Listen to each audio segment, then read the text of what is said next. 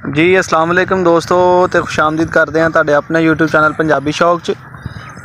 तो पुछना दोस्तों को है कि जनाब कि जोड़ा कैसा है जी। यह रॉकी अपना वलैती गुलटेर तो यह पिटबुल फीमेल जी है खड़िया करना दे विच। तो जोड़ा कैसा है, ठीक है।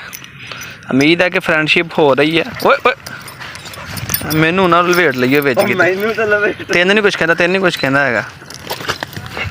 उम्मीद है कि फ्रेंडशिप जी ना हो रही है, मगर फ्रेंडशिप है काम खराब कर गई कि रस्से लपेटे गए इन्हों के, वो कर लीए ज़रा।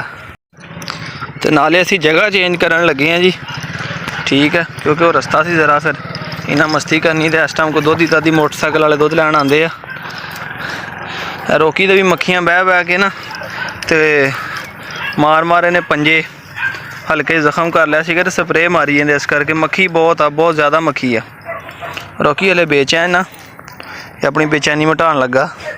तो यह जे पिटबुल फीमेल थोड़ी पिछे करके रख, फिर इन्हें संगल बड़ा लैने बस दूरों दूरों तड़पन दे हले इन्होंने, नेड़े ना आते। है जी पिक्सी, पिक्सी गुड गर्ल शरीफ बच्ची है जी ये भी, मगर रोकी शरीफ नहीं है। रोकी को गल कुत्ती क्रॉस करान लगे तो बजाय कुत्ती क्रॉस करन ते कुत्ती नूं कुट्टन लग पिया। देखो ना जिस तरह बच्चे दे सी ना उस तरह ही इहदे अपना होली की खारिश कर कर पंजे मार के जख्म किया सी। आ कहते मैं देख के स्प्रे मारी अज, क्योंकि मक्खी का मौसम आ, बारिश पई जाती है, नमी नमी नमी हर पासे नमी है। ए देखो जी खड़ी हूँ फीमेल अपनी पूरी अट्रैक्शन लैके। पिक्सी show show show show show पूरा लिया थोड़ी लागे कर, मैं तो बहुत ही दूर लै गया यार। इन्होंने दोवों की वीडियो बनानी, तेरी अगे बना ली एक। हे गुड गर्ल पिक्सी। तो दोस्तों कमेंट्स करके दसना जे कि जोड़ा कैसा है, ठीक है। यह पिटबुल फीमेल अपनी तो इंशाअल्लाह ताला तबाही दे बच्चे आएंगे, खैर होवे जिंदगी होवे साड़ी भी, इन्हों की भी। तो इंशाअल्लाह ताला तुहानूं दिखावांगे कि मज़ेदार चीज़ प्रोड्यूस होएगी, पता चलेगा कि वलैतियां का ब्लड लाइन होर स्ट्रोंग हो गई है। तो जिस जिस दोस्त वीर को भी जाएंगे इंशाअल्लाह वो याद ही करेगा कि किसी ने कुछ शै दी सी, ठीक है। हुण इत्थों पता नहीं की लभन लग पे, ये तो उन्हें दोवें ही दस सकते हैं कित्थों की लभ रहे हैं। यह जी एक साइड तो तुहानूं वलैती गुलटेर नज़र आ रहा जी, तो एक साइड के उत्ते पिटबुल फीमेल आ।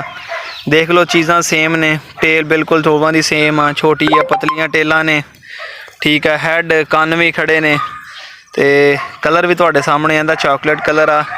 यह फान तो वाइट कलर के रॉकी है वलैती, हाइट भी तकरीबन बराबर आ दोवां दी। तो इंशाअल्लाह ताला उम्मीद आ कि एक अच्छे बच्चे प्रोड्यूस होणगे।